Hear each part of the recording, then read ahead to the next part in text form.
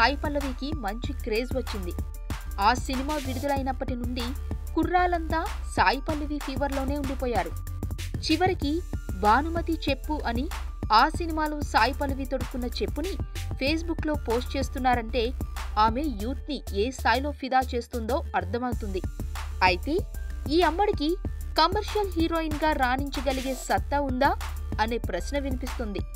ఎందుకంటే సాయి పల్లవి ముఖ కవళికలు, అభినయం, ఫిజిక్ ఒక మధ్యతరగతి అమ్మాయిని తలపించేలా ఉంటాయి.